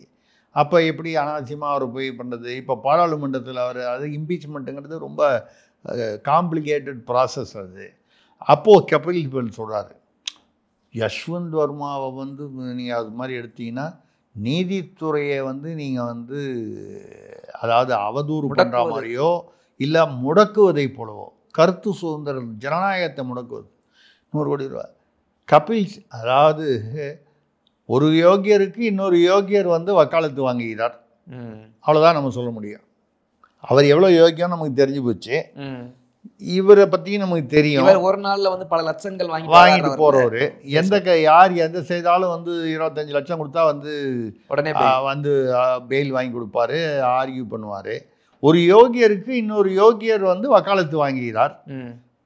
நீதித்துறையே உன் நிலை என்ன அப்படின்னு வருத்தப்படுற. உங்ககிட்ட இதுலேருந்து ஒரு கேள்வி எனக்கு, நீதித்துறையவோ அந்த நீதிபதிகளை பற்றியோ இவங்க சொன்னது தப்பு, இது தவறு, இது உங்களுக்கு மட்டும் ஒரு நீதியா, இப்படி எல்லாம் கேள்விகள் கேட்டா அப்ப நம்ம தேசத்துரோகி குற்றவாளிகளா? நீதிமன்றத்தை அவதூறு செய்து விட்டீர்கள், உங்க பேர்ல நாங்க சட்டப்படி நடவடிக்கை எடுத்து உங்களை சிறைக்கு அனுப்பலாம். அதுவே என்னைய பேசியிருந்தா யார இப்ப என்னைய பேசுறாங்க அது மாதிரி. இப்ப நான் இல்ல, நீங்க என்னைய பேசுறீங்க, அது கருத்து சுதந்திரம். சரி, என்ன சார் இது கருத்து சுதந்திரம்னா அது எப்படி அவதூறா மாறும்? தவறு பண்ணிட்டீங்கன்னா கேள்வி கேட்கத்தானே செய்வாங்க. நாங்க தவறே பண்ண மாட்டோம், நாங்க கடவுளுக்கும் மேல. அப்புறம் மயிலாடு மயிலாடு நீங்கள் எதாவது தப்பாக காதில் வாங்கிக்க போகிறீங்க, அதான் அது மயிலாடு. அது அவர்கள் கடவுளுக்கும் மேலானவர்கள். அவர்கள் தவறே இதுதான் சொன்னேன். எம்ஆர் ராதா அவர்கள் நடிகை அவர்கள், ஏண்டா 30 வருஷமாக தினம் பணம் வாங்கிட்டு கோர்ட்டில் போயே பேசிக்கிட்டு இருக்கேன், திடீர்னு ஒரு நாள் நீதிபதி ஆகிட்டான்னா அவன் நேர்மையாக இருப்பான், உண்மையாக தீர்ப்பு கொடுப்பான்னு எப்படா நம்புறீங்க அப்படின்னு கேட்டார் ஒரு படத்தில் எம்ஆர் ராதா. அதுதான் இதுக்கு பதில். புரிஞ்சிருக்கும்னு நினைக்கிறேன். அன்றே கணித்தார். Right sir. அடுத்ததாக புதுக்கோட்டையிலிருந்து கண்ணபிரான் கேட்கிறார், திருசக்தியால் சொன்னது போலவே துரைமுருகனின் பொதுச் செயலாளர் பதவி பறி போகிறதாமே? ஆல்மோஸ்ட் இது நம்ம ஒரு ஒரு மாதம் முன்னாலே என்னமோ பேசணும். கரெக்டாக 20வது எபிசோட நம்ம பேசிடுவோம். ஆமாம், ஏதோ பேசணும். அதில் வந்து பொதுச் செயலாளர் வந்து இவரை வந்து நீக்கிட்டு யாரை கொண்டு வருதுன்னா சின்னவரை கொண்டு வரணும்னு சொல்லி ஒரு நெருக்கடி இருக்குது. அது வந்தால் கனிமொழி ஏன் கொடுக்கலன்னு வரும். இதெல்லாம் பற்றி நிறைய பேசியிருக்கோம். இப்போ பத்திரிகை செய்தியாகவே வந்துருச்சு. இது வந்து அநேகமாக அவரை வந்து இப்போ இந்த தேர்தல் கண்காணிப்பு குழு அது இது எந்த குழுலையுமே அவரை சேர்த்துக்கல, விளையாட்டுக்கு சேர்த்துக்கல. அவரை டோட்டலாக ஓரம் கட்டிட்டாங்க. அதனால் பொதுச் செயலாளரும் வந்து அவருக்கு பதிலாக டிஆர் பாலு அவர்களை வந்து பொதுச் செயலாளராக ஆக்கலாமா அப்படின்னு சொல்லியிருக்காங்க. பொருளாளர் வந்து ஏவா வேலு இப்போ இருக்காரா, அது மாதிரி யாரையோ மாற்றி போடலான்னு இருக்காங்க போல இருக்கு அப்படின்னு ஒரு பேச்சு அடிப்படுது. ஆனால் இந்த பொதுச் செயலாளர்ங்கிறது முதலாக நம்ம சேனல் 5ல் திருசக்தியார் கேள்வி பதிலில் தான் இது 2 மாதம் முன்னாலேயே இப்படி இவங்க பேசிக்கிட்டு இருக்காங்க. இது ஒரு பிரச்சனையாக இருக்குன்றது நம்ம சொல்லியிருக்கோம். அதுதான் இப்போது நம்ம 2 மாதம் முன்னால் சொன்னது, இல்லை 1 மாதம் இதுவும் அன்றே நம்ம கணிக்கப்பட்டது. அவ்வளோதான். Okay sir. அடுத்ததாக தரமணியிலிருந்து விஜயகுமார் கேட்கிறார், மாம்பழ வியாபாரிகள் துயரத்தில் இருக்கும் போது வேளாண் அமைச்சரும் இயக்குனரும் அமெரிக்கா சுற்றுப்பயணமாமே. அது காமராஜர் வந்து மலர் கண்காட்சி திறக்க போனார். வழக்கமாக ஊட்டியில் முதல்வர் தான் திறக்கணும் வருஷங்கிறது ஒரு ஒரு ஒரு வழக்கமான ஒரு புரோட்டோகால். அப்போ உடனே திமுகவில் குடல் கருகுது, கும்பி எரியுது, குழு ஊட்டிக்கு உனக்கு குழு ஊட்டி ஒரு கேடா அப்படின்னு காமராசரே அப்படின்னு போட்டு போஸ்டர் ஓட்டினாங்க. இப்போ அது மாதிரி மாம்பழம் அழுகுது, மாநகரம் புழுங்குது. ஏன்னா மாம்பழம் வந்து 400 ரூபா கிலோலேருந்து 150 ரூபாய்க்கு வந்துச்சு. விவசாயிகள்லாம் வழியில் மாம்பழத்தை தூக்கி கொட்டி எங்களுக்கு மானியமும் கொடுக்கல, எங்களுக்கு எந்த வித உதவியும் செய்யலைன்னு சொல்லி விவசாயிகள் போராட்டம் பண்ணுறாங்க. அதிமுக இருக்கும்போது விவசாயிகள் போராட்டினா நம்ம வந்து அவங்க பக்கம் போய் நின்று நம்ம அவங்களுக்கு தோள் கொடுக்கணும். திமுக ஆட்சியில் வந்து விவசாயிகள் போராடினா குண்டர் சட்டத்தில் கைது பண்ணணும். இதுதானே நம்மளுடைய வழக்கமான திராவிட மாடல். இந்த வகையில் மாம்பழம் அழுகுது, மாநகரமே புழுங்குது, சொகுசு சுற்றுப்பயணம் ஒரு கேடான்னு அமெரிக்காவுக்கு வந்து அமைச்சர் MRK பன்னீர்செல்வமும் அந்த துறை இயக்குனரும் அமெரிக்கா சுற்றுப்பயணம் போயிருக்காங்க. மாம்பழமும் அழுகுது மட்டும் பிரச்சனை இல்லை, தமிழ்நாட்டில் எத்தனையோ பிரச்சனை இருக்குது. இப்போ தான் எனக்கு தோணுது, கார்த்தி சொன்னதை கேட்டிருப்பார். யார்? MRK பன்னீர்செல்வம் அவர்கள். நடிகர் கார்த்தி சொன்னார், தமிழ்நாடை வந்து அன்பில் மகேஷ் வந்து அமெரிக்காவுக்கு நிகராக இருக்காங்க. இந்த அமெரிக்காவை நம்ம போய் பார்க்கலையே, அது தமிழ்நாட்டுக்கு நிகராக அதுக்கு நிகராக தமிழ்நாடு வந்துடுச்சுன்னா நம்ம போய் சுற்றி பார்க்க வேணாமா? 2026 வருவோமா மாட்டோமான்னு தெரியாது. முதல்ல நமக்கு MLA கொடுக்கணும், அதுக்கப்புறம் நம்ம ஜெயிக்கணும், மந்திரி ஆகணும், அதில் அதை ஆட்சி பிடிக்கணும், அதுக்கப்புறம் நம்ம மந்திரி ஆட்சி பிடிச்சாலும் இவரை மந்திரி ஆக்கணுமான்னு தெரியாது. இல்லை, ஆக்கலாம் ஆக்காமல் இருக்கலாம். இப்போ சான்ஸ் கிடைக்கும்போது பாட்டு வந்துடுவோன்னு போயிட்டார். அமெரிக்காவில் ஒரு கால் மாம்பழங்களை வந்து ஏற்றுமதி செய்வது எப்படிங்கிறத கண்டுபிடிக்கிறதுக்காக கூட போயிருக்கலாம். நம்ம நியாயமாக நம்ம வந்து திங்க் பண்ணணும். இது வந்து நடந்திருக்கும் அப்படிங்கிறது என்னுடைய கணக்கு. பார்க்கலாம். Okay sir. அடுத்ததாக கடைசி கேள்வி சிவகாசியிலிருந்து ஹரிதாஸ், நடிகர்கள், அரசியல்வாதிகள், போதை மாஃபியாக்கள் தமிழ்நாட்டில் நடப்பது இவர்கள் சாம்ராஜ்யமா? இல்லை, இது எதை வச்சு கேட்குறாருன்னா, இப்போது நேற்று தான் என்னமோ அந்த ஸ்ரீகாந்த் நடிகர், அப்புறம் அந்த கிருஷ்ணா விஷ்ணுவர்தனோட தம்பியும் அது விசாரணையில் இருக்கிறாருன்னு சொல்கிறாங்க. இது நிறைய பேர் வந்து இன்னும் சில பிரபலங்கள் ஆமாம் பெயரும் வருது அப்படின்னு வந்து வருது. இதை போதை மருந்து பார்த்தா அவர் ஸ்ரீகாந்த் வந்து 40 முறை வந்து யாருக்கிட்ட இருந்தோ 5 லட்சம் ரூபாய் கொடுத்து கொக்கைன் வாங்கியிருக்கிறார் அப்படின்லாம் சொல்கிறாங்க. இதை வந்து இதில் பெரிய இதெல்லாம் வந்து யாரோ ஒரு அதிமுக சம்மந்தப்பட்ட நிர்வாகி. இது எங்கே வருதுன்னா, ஒரு பாரில் 2 குரூப் அடிச்சுக்குது. இந்த பக்கம் அஜய் வாண்டையார்னு ஒருத்தர், அப்புறம் இன்னொருத்தர் கொஞ்சம் அதிமுக சேர்ந்தவர்கள், திமுக சேர்ந்தவர்கள் ஒரு பக்கம், இந்த பக்கம் அஜய் வாண்டையார்லாம் அதிமுக சேர்ந்தவர்கள். திமுக பக்கத்தில் ஏதோ ஒரு பேர்லாம் சொன்னாங்க. இவங்க தூண்டில் ராஜா, ஆமாம், இவங்களா, அது ஒரு குரூப்பு, இவங்க ஒரு குரூப்பு. ஏதோ பாரில் சண்டை, அது அதிமுகன்னு இல்லை, பாரில் ஏதோ ஒரு சண்டை வரும். இந்த சண்டையிலேருந்து இந்த போதைப் பொருள் விஷயங்கள் வெளியே வந்து ஒவ்வொருத்தராக மாட்ட ஒன்றுலேருந்து ஒன்று செயின் ஆகி இப்போ வந்திருக்கு. தமிழ்நாட்டில் வந்து நடிகர்கள், அரசியல்வாதிகளுக்கு முதல்ல வந்து நடுவில் உள்ள லைனே கம்மி. அரசியலுக்கும் சினிமாவுக்கும் உள்ள லைன் வந்து கம்மி. அது உங்களுக்கு தெரியும், அந்த காலத்துலேருந்து என்டி ராமராவ் எம்ஜிஆர் காலத்திலேருந்து அப்படி தான். இப்போவும் அது அதே மாதிரி தான் இருக்குது. எல்லாம் ஒரு 10 சினிமா வந்த உடனே அடுத்தது நான் தான் முதலமைச்சருங்கிற ஒரு எண்ணத்துக்கு வந்துடுறாங்க. அதே மாதிரி அரசியல் ஒரு பக்கம், சினிமா கூடவே இப்போ வந்து இலவச இணைப்பாக போதைப் பொருள் வந்துடுது. இப்போ சில வருடங்களுக்கு முன்னாலேயே வந்து பிரபலமான நடிகர்லாம் வந்து நடிச்சுக்கிட்டு ஒரு பின்னணி டப்பிங் வாய்ஸ் பேசுகிற ஒரு டப்பிங் வாய்ஸ், அவங்க என்ன சொல்கிறது, பேசும் கலைஞர், ஒரு பெண். அந்த பெண்ணெல்லாம் வந்து நைட்டில் வந்து இந்த கூல்ட்ரிங்க்ஸில் ஏதோ கலந்து கொடுத்து ஒன்றுக்கு மேற்பட்ட ஆண்கள் வந்து நடிகர்கள், அவர்களுடைய சகாக்கள், இவங்கெல்லாம் வந்து இது பண்ண அது அவங்கள பாலியல் வன்முறை பண்ணாங்க. அவங்க யார் வந்து அப்படி நடந்து கொண்டார்கள் என்று கூட காலையில் அவங்களுக்கு வந்து அடையாளம் தெரியாத அளவுக்கு அந்த போதை போகிற மாதிரி இதெல்லாம் பெருசாக நடந்துச்சு. இப்போ அது வந்து ஆக நீங்கள் பார்த்தீங்கன்னா அது நடந்து நான் சொல்கிறது ஒரு 3 வருஷம் இருக்கும். இதே திமுக ஆட்சியில் தான். அதில் ஒருத்தர் முக்கியமான ஒரு நடிகர் பேர் வந்தது. அவரோட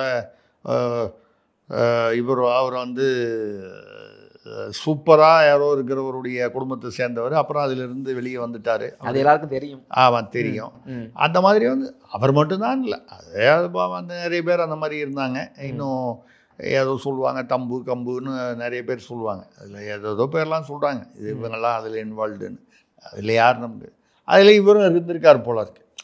இவர் வந்து அவ்வளோ பிரபலமாக இல்லாதனால பேர் கொஞ்சம் மெதுவாக வெளியே வருது, அவ்வளோதான். ஆக இந்த போதைப்பொருள் சப்ளை, நீங்கள் என்னமோ இவர் நடிகர்னு சொல்கிறீங்க, அரசியல்வாதிகள் இருக்காங்கன்னு சொல்கிறீங்க. அப்புறம் அரசியல்வாதியாகவே நடிகராக இருந்து அரசியல்வாதியாக இருந்த சில பேரே இந்த போதைப் பொருட்களில் ஆட்பட்டு மாட்டிக்கிட்டு இருக்காங்க அப்படின்னு தகவல்கள்லாம் வருது. நிறைய பேர் வருத்தப்படுறாங்க, இன்றைக்கி ஆளுங்கட்சியிலேயே வருத்தப்படுறாங்க. சார் சில நடிகர்கள் அரசியல்வாதியாக வந்ததுக்கப்புறம் ரொம்ப மோசமாக போயிட்டாங்க, போதைப் பொருளுக்கு அடிமையாயிட்டாங்க. நான் யாரையும், நீங்கள் யாரையுமே நினைக்கல, நீங்கள் யாரையும் மனசில் ஒன்றும் இல்லை, நான் யாரையும் சொல்லலை, நானும் யாரையும் மனசில் வச்சு சொல்லலை. நான் சொல்கிறது பொதுவாக சொல்கிறேன். அந்த வகையில் வந்து இது வந்து எதிர்பார்த்த ஒன்று தான். ஏன்னா இந்த அரசியலுக்கும் சினிமாவுக்கும் ரொம்ப தூரம் கம்மி தமிழ்நாட்டில். போதைப் பொருளுக்கும் அரசியலுக்கும் வந்து நிறைய தொடர்பு இருக்குது. இப்போ ஆட்டோமேட்டிக்காக அது சினிமாவுக்குள்ளே தானே இறங்கும். சினிமாக்காரர்கள் மூலமாக தானே போதைப் பொருளை வந்து விளம்பரம், அது மார்க்கெட்டிங் பண்ண முடியும். அதனால் இது நடந்திருக்கு. இன்னும் பல பிரபலங்களுடைய பெயர் அடிபடிக்கிறது. இது வந்து வரப்போகிறது. இது கண்டிப்பாக இது நிச்சயமாக இது யார் சிக்குவார்கள் என்று பார்க்கலாம். ஓகே சார், கேள்விகள் எல்லாம் முடிஞ்சிருச்சு. காதோடு இன்னைக்கு என்ன காதோடு வச்சிருக்கீங்க? சுருக்கமாக சொல்லிடுவோம். சொல்லுங்கள் சார். இது இப்படி சொல்லும் பொழுது இது வந்து இப்படி கூட நடக்குமா அப்படின்னு வந்து இருக்கலாம். மற்ற கட்சியில் வந்து அப்பா பையனுக்கு அடிதடி அப்படிங்கிறதெல்லாம் வந்து வந்தது, எல்லாம் அது ஒரு பக்கம் வந்தது. இப்போ அப்பா பையன் அடித்தது போக அண்ணன் தம்பி அடித்ததும் வந்துடுச்சு. ஆமாம் இல்லையா? இப்போ வந்து அங்கேயே வந்து முக்கியமான கட்சியில், தமிழ்நாட்டின் இப்பொழுது இருக்கும் மிகப்பெரிய கட்சியில் சீனியர்கள் அனைவரும் அடிக்கடி வாரத்திற்கு ஒரு முறை இவர்களுக்குள்ள ஒரு தனியாக வந்து ஒரு ஐஃபோன், இந்த ஐஃபோனில் வந்து அது என்னமோ ஒரு ஃபேஸ் டைமாக என்னமோ ஒன்று இருக்குது. அதாவது வாட்ஸ்அப்பில் நம்ம பேசுகிற மாதிரி ரகசியம். ஆமாம் ஆமாம். அதில் வந்து வாரத்துக்கு ஒரு தடவை இல்லை அடிக்கடி ஒரு 6 சீனியர்கள் பேசிக்கொள்கிறார்கள் இப்படின்னு சொல்லி ஒரு ஒரு செய்தி.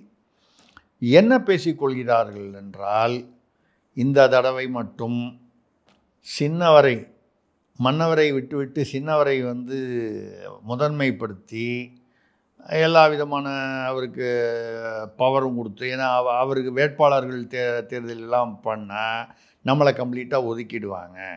அப்படி ஒதுக்கினால் நாம் எப்படி செயல்பட வேண்டும் என்று இவர்களுக்குள் 6 பேரில் வந்து எங்கேருந்து ஆரம்பிக்கும், எது வரைக்கும் போகும், எந்தெந்த மாவட்டம் அப்படிங்கிறதெல்லாம் வந்து உங்களுடைய யூகத்துக்கே விட்டுறேன். 6 பேர் முக்கியமான தலைக்கட்டு. ஆமாம், குறுநில மன்னர்கள். குறுநில மன்னர். ஆமாம், இவங்க 6 பேரும் அடிக்கடி பேசிக்கிறாங்க.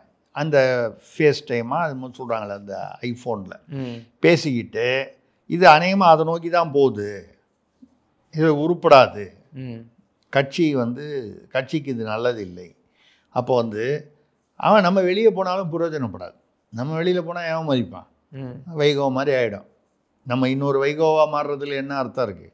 அதனால் வந்து எப்படி உள்குத்து செய்ய வேண்டும் என்பது இப்பொழுதிலிருந்தே திட்டம் தீட்டப்படுவதாகவும், அந்தந்த அவர்களுடைய சம்மந்தப்பட்ட அந்த மாவட்டங்கள் ஒருத்தர்னா கிட்டத்தட்ட ஒரு சீனியர்னால் எப்படியும் ஒரு 2-3 மாவட்டத்துக்கு ஒரு கண்ட்ரோல் கிட்டத்தட்ட இருக்கும். இந்த கண்ட்ரோலில் வந்து கவுத்து ஒரு முறையாவது ஆட்சியை தவறவிட்டால்தான் நம்ம பவர் தெரியும்ல, இலசுகளின் கொட்டம் அடங்கும். இலசுன்னா இலசை சுற்றி இப்போ இருக்குல்ல, நிறைய பேர்லாம் வந்திருக்குல்ல. இப்போ இந்த இலசுகளின் கொட்டம் அடங்க வேண்டும் என்றால் நாம செய்ய வேண்டிய பணியை செய்து நிறைவேற்ற வேண்டும் என்று ஒரு வாரத்துக்கு ஒரு குறிப்பிட்ட நாள்லேயோ இல்லை குறிப்பிட்ட டயத்துலேயோ வந்து அவங்க வந்து இந்த ஃபேஸ் டைம்னு சொல்லக்கூடிய, அதில் நீங்கள் வாட்ஸ்அப்பில் பேசினா கூட அதை வந்து அதை ரிட்ரீவ் பண்ணி எடுத்துடலாம். ஆனால் அந்த ஐஃபோனில் வந்து இந்த ஃபேஸ் டைமில் பேசுனா அதை யாராலையும் போலீஸ் உட்பட யாருமே இன்டெலிஜென்ஸ் உட்பட ட்ரேஸ் பண்ண முடியாது.